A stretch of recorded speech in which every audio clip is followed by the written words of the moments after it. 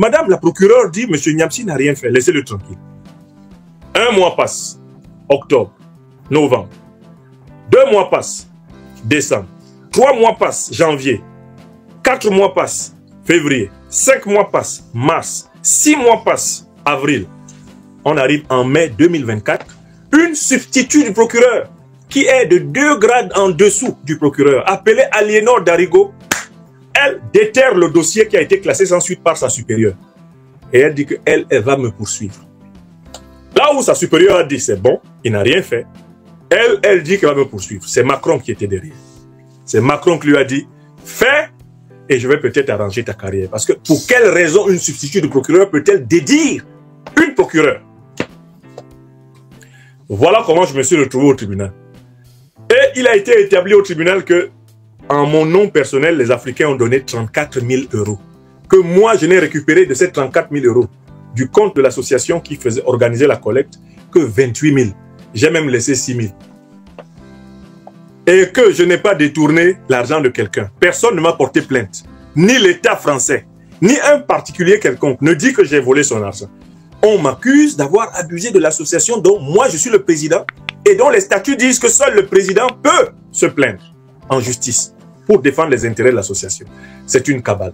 Mes avocats l'ont démontré le 28 novembre. Tous ici présents ont plaidé et le public a été convaincu. Le procureur qui m'accusait a dit qu'il était convaincu qu'il ne pouvait pas convaincre le public présent que j'avais commis une faute.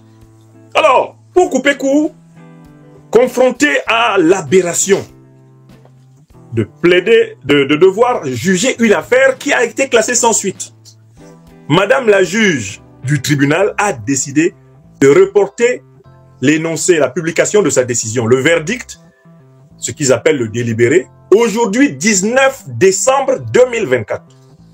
Elle a pris 3 semaines pour réfléchir.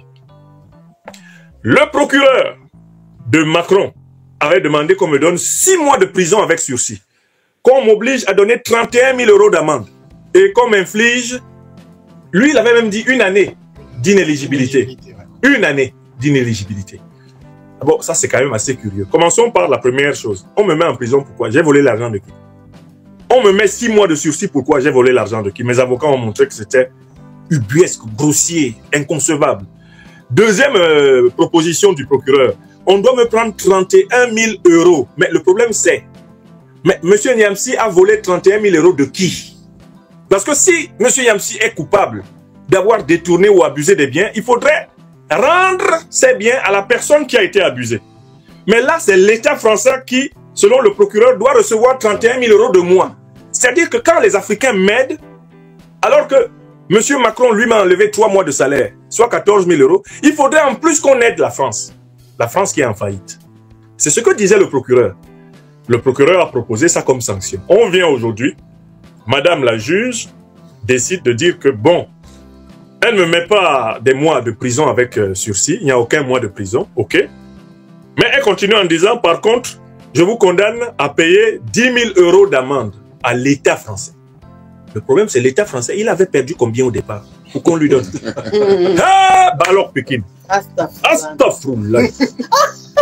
Evelyne, c'est ça qu'on appelle sorcellerie. C'est-à-dire que les Occidentaux sont devenus des vipères en plein jour. Je n'ai pas pris l'argent français. Pourquoi la France veut me prendre 10 000 €? La France a perdu quoi? Dans l'affaire de mon association. Même dans mon association, personne ne me porte plainte. Les Africains qui m'ont aidé sont fiers. Ils disent que maintenant, je vais aller au Trocadéro avec 2 grands paniers. Ils vont remplir l'argent dedans, puis je ramène à la maison. Si Macron est fâché, qu'ils viennent m'attraper pour arracher pour lui. Les amis, je voulais partager cette réaction de Franklin Niamsi à la suite du verdict de son procès en France. Il était attendu là-bas aujourd'hui et le verdict devait être rendu public ce jour, le 19 novembre. Il en a profité donc ce soir pour nous donner un peu chaud, comme on le dit souvent, le verdict de ce procès-là. Il nous parle de 10 000 € d'amende qu'il doit devoir payer pour le Trésor français. Il nous parle également de 3 ans d'inéligibilité. Et voilà, je vous laisse en tout cas écouter et dites-moi tout simplement ce que vous pensez également en commentaire. J'ai voulu partager cette petite vidéo d'actualité avec vous. Peut-être ça pourra vous intéresser. Bon visionnage. Donc, cette juge se permet de dire on doit vous prendre 10 000 € pour mettre dans les caisses du trésor français qui est en souffrance. Mais il faut demander gentiment. Sinon, cette manière de demander là, c'est pas une demande, c'est du vol. C'est du vol. Je n'ai pas pris 1 € à la France. La France ne m'a pas donné 1 € d'aide pour pouvoir venir récupérer quelque chose dedans. Ce sont les Africains du monde entier qui m'ont aidé. Quant à la chose qui m'a le plus surpris, je vous le dis, quand j'ai entendu la juge dire que je suis condamné à 3 ans d'inéligibilité, j'ai dit, oh! Donc moi-même, j'étais là, je me négligeais. Je n'ai jamais pensé à être élu dans quoi que ce soit ici en France, mais on a peur que je sois élu. Donc Macron est là, il se dit que je ferai un meilleur président de la République que lui. Ah, bah alors Pékin. J'ai dit donc, ben, préparons-nous là, prenez des dispositions. On va aller prendre le pouvoir à Paris. Macron tremble à l'idée que je sois éligible en France. Donc il ne veut pas me voir aller. Donc je peux gagner. Et changer la République française en fédération française. J'ai déjà rédigé là-dessus des projets. Mais j'étais tellement choqué. À quel moment ai-je dit que je voulais être élu en France? Qu'est-ce que j'en ai à foutre d'être élu en France? Je suis citoyen français depuis 2002. Je n'ai jamais aspiré à un mandat électif. Mais on m'empêche d'être élu. Donc on sent que je représente quelque chose alors dans ce pays. Mais il m'enlève 3 années d'éligibilité. Pourquoi? Est-ce que j'ai détourné l'argent public? Nicolas Sarkozy. Lui, on peut comprendre qu'il ne soit pas éligible. C'est de l'argent public qui lui est reproché. C'est d'avoir reçu de l'argent des fonds de campagne libyens et consorts. On peut comprendre. Nicolas Paul Stéphane Sarkozy de Nagui Boxa. Lui, on lui a donné 1 an ferme après avoir tournoyé autour de lui. Alors qu'il est accusé d'avoir volé 50 millions. Pris l'argent de Kadhafi pour le tuer après. Vous voyez comment ils font? Mais moi, vous m'empêchez d'être éligible, pourquoi? Mais si je dois être élu normalement, c'est quelque part en Afrique. Oui ou non? Je ne crains pas ça. Un jour, peut-être, Dieu voudra que je serve dans n'importe quel pays africain à un bon niveau. Mais je ne pense pas qu'il soit nécessaire d'être président de la République pour réussir sa vie. Les plus grands hommes de l'humanité sont-ils nécessairement des présidents de la République? Je n'en connais même pas un seul qui soit cité parmi eux. Parmi les très grands hommes de l'humanité, on cite essentiellement ceux qui étaient des maîtres spirituels, ceux qui ont inspiré, ceux qui ont prophétisé, ceux qui ont montré le chemin, ceux qui se sont sacrifiés pour que d'autres vivent mieux. On ne cite pas les gens à cause de leur fonction, c'est l'amour qu'ils ont donné aux gens qui les maintient dans la mémoire des siècles des siècles. Ce n'est pas les postes, les fonctions. Et moi, je ne suis pas quelqu'un qui est attaché aux postes, aux fonctions. Je trouve les postes et les fonctions très ennuyeux. Je ne suis pas quelqu'un qui s'engage parce qu'il veut obtenir une situation. Non. Pour moi, vivre, c'est partager le meilleur de soi avec ceux qu'on aime, ceux qui sont autour de soi. Et de recevoir tout naturellement au centuple. Tout ce qu'on donne de mieux, on le reçoit au centuple. C'est une loi de la vie. Et ma vie est bonne comme ça. Un bol de riz, un bon plat de sauce. Les gens que j'aime et qui m'aiment autour de moi, et on avance. Mais 3 années d'inéligibilité. Donc Macron me considère comme son principal opposant en France. Parce que vraiment, après toutes les menaces qu'il a formulées contre les panafricanistes, c'est sur moi qui met l'inéligibilité. Donc en fait, Macron considère que les Africains pourraient prendre le pouvoir en France, pourraient gagner les élections en France et diriger la France. On a fait un sondage sur Obama. Quand il a été élu aux États-Unis, tous les Français étaient contents. Bravo, bravo, bravo Obama. On leur a demandé, est-ce que vous êtes prêts à ce qu'un président de la République française soit noir ou arabe? Ils ont dit non, à 75%. Macron vient de révéler qu'ils ont peur qu'un noir ou un arabe dirige la France. D'autant plus que leurs berceaux sont vides. Macron nous demande de faire des enfants, il n'en fait pas lui-même. Après, quand nos enfants vont diriger le pays, oh, nous sommes envahis. C'est le grand remplacement. Mais faites des enfants, messieurs. Donc, je vous le dis et je le répète ce soir. 1. Je n'ai jamais abusé des biens sociaux. Je n'ai jamais abusé de la confiance de qui que ce soit. Je n'ai jamais détourné l'argent de qui que ce soit. Avec mes avocats, nous avons décidé d'aller jusqu'au bout. Nous n'accepterons aucune condamnation, même symbolique, dans cette affaire. Même s'ils nous disent qu'on doit donner 1 € symbolique, on va dire non. Comme le dirait la femme qui fait le commerce au marché Bomiléré à kilomètre 8, à Kilodjouem. Nous sommes un bougique. sur notre position. Ouais, on est imbougique.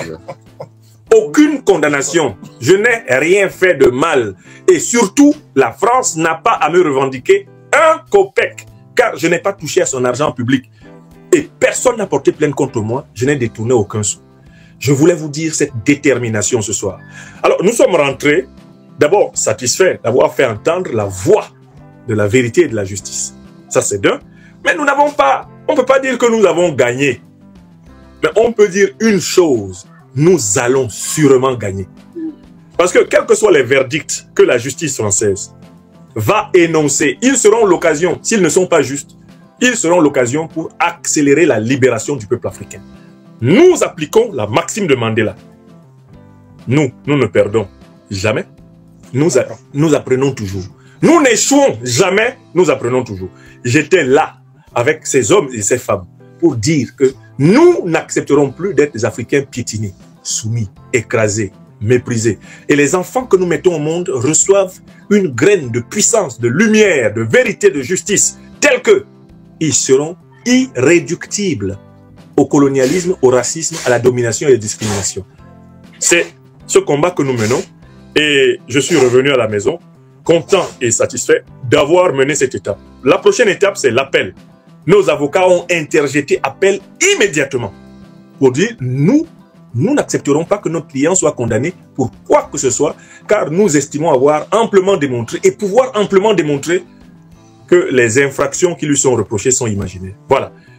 Les amis, je pense bien que vous avez pu écouter, vous avez pu vous faire votre petite idée de cette réaction, de ce feedback du professeur Franklin Nyamsi par rapport à son procès. Bref, je n'ai pas beaucoup de commentaires à faire par rapport à ça. J'ai voulu juste partager ce fait d'actualité avec vous, hein, les amis.